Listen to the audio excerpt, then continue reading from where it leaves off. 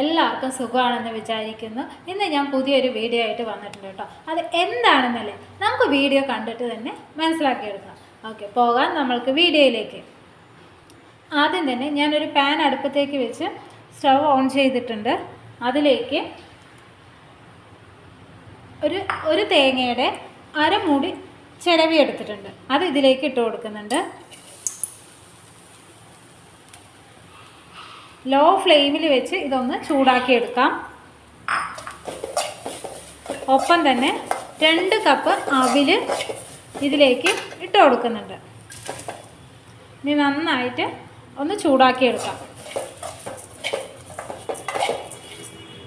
Law ഫ്ലെയിമിൽ വെച്ച് നന്നായി ഒന്ന് ഇളക്കി കൊടുക്കാം. ഒരു 5 മിനിറ്റോളം ഇങ്ങനെ ഒന്ന് ഇളക്കി അതൊന്ന് ചൂടാക്കി എടുക്കാം. അവിലൊന്ന് ചൂടായി വന്നിട്ടുണ്ട്. ഇനി ഇത് ആറിയ ശേഷം നമ്മൾക്ക് മിക്സിയിൽ ഇട്ട് ഒന്ന് ചെറുതായി ഒന്ന് പൊടിച്ചെടുക്കുമ്പോൾ നന്നായി പൊടിഞ്ഞു പോകരുത്, ചെറിയ തരിയോടുകൂടി ഇതൊന്ന് പൊടിച്ചെടുക്കാം.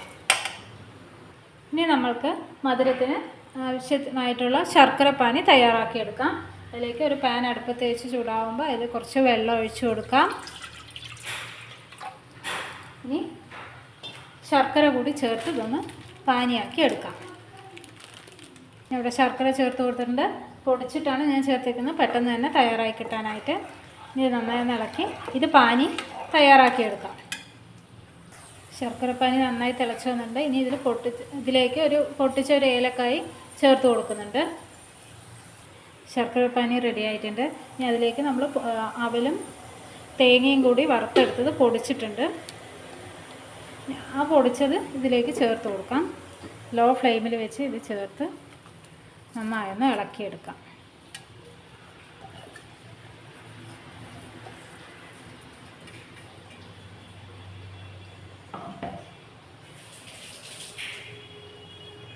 ഇളക്കി യോജിപ്പിക്കാം.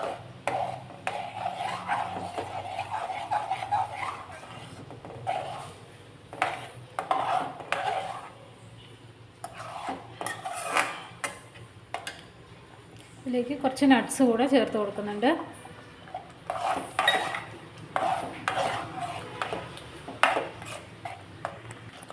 ഒരു 1/4 ടീസ്പൂൺ നെയ്യ് ചേർക്കുക. നന്നായി ഒന്ന് ഇളക്കി യോജിപ്പിക്കാം. ഇതെല്ലാം നന്നായി കുറുകി പാനിയെല്ലാം ഇതിൽ സെറ്റായി വന്നിട്ടുണ്ട്. ഇനി നമുക്ക് സ്റ്റവ് ഓഫ് ചെയ്ത് ഇതൊന്ന് ചൂടാറാൻ വയ്ക്കാം. ഇതിപ്പോൾ നന്നായി ചൂടാറി വന്നിട്ടുണ്ട്. ഇനി കയ്യിൽ നെയ്യ് പുരട്ടിയ ശേഷം ഇത് നമുക്ക് ചെറിയ ബോൾസ് ആക്കി എടുക്കാം.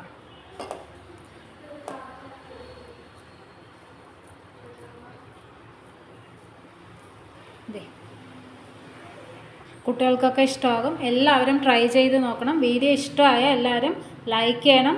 ഒപ്പം തന്നെ ഇതുവരെ ചാനൽ സബ്സ്ക്രൈബ് ചെയ്യാത്തവരുണ്ടെങ്കിൽ അതുകൂടെ ഒന്ന് ചെയ്തേക്കാം. എല്ലാവരും ഒന്ന് സപ്പോർട്ട് ചെയ്യണം.